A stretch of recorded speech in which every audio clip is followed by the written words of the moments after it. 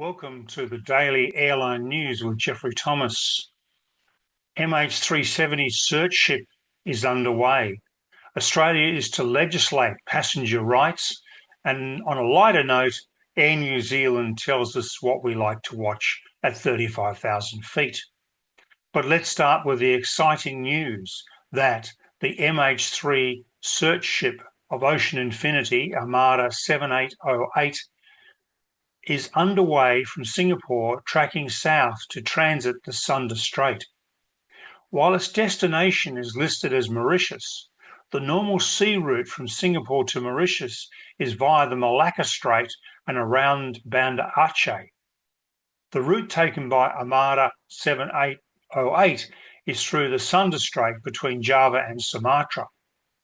Analysts speculate that once the MH370 search contract is signed by the Malaysian government, Armada 7808 could make its way either to Fremantle or Geraldton to replenish ahead of the search, starting in January. All locations have suitable port facilities, refuelling facilities, and airports with good connecting services, as 7808 needs to both refuel and embark the dedicated technical search staff, who will be flown, I would say, to Perth from wherever they are in the world at present.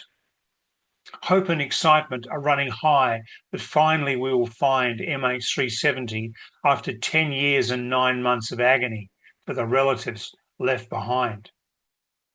Down under in Australia, the government has stopped short of putting cash compensation on the agenda in a new aviation customer rights charter. Proponents of the scheme have argued that forcing airlines to pay cash to passengers for non-weather related delays could improve airlines' on-time performances. The reality is, however, that many of the delays post-COVID in Australia have been the result of chaotic supply line issues and chronic staff shortages after COVID.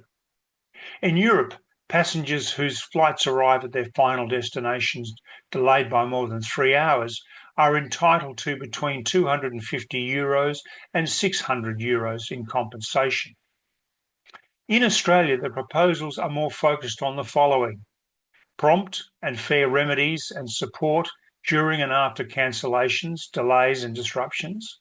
If a flight is disrupted or delayed for more than 3 hours for reasons within the airline's control, passengers should receive no-cost assistance to rebook with the airline or an alternative carrier.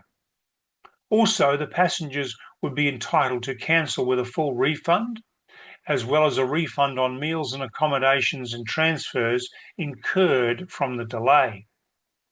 Airlines also need to provide accurate, timely and accessible information and customer service, easy to understand conditions about refunds, charges and fees, and prompt updates about delays and cancellations.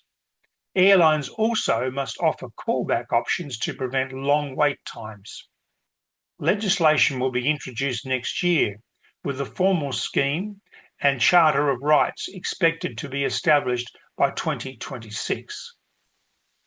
And on a lighter note, Air New Zealand has revealed what its passengers liked to watch in 2024. And it seems the big favourite with adults was the adrenaline-fueled Jason Statham's thriller, The Beekeeper, securing top spot. I've seen it. It's a great film. Loved it. While the romantic comedy Anyone But You came in second, Furiosa, a Mad Max saga, Kingdom of the Planet of the Apes, and The Fall Guy dominated the list of top movies or action thrillers. For younger flyers, Bluey held onto its crown as the most watched TV show for the second year running. No surprises there, followed by Peppa Pig. Please subscribe to Airline News with Jeffrey Thomas. Please like us, please leave comments, and don't forget to tune in tomorrow for another edition of Daily Airline News.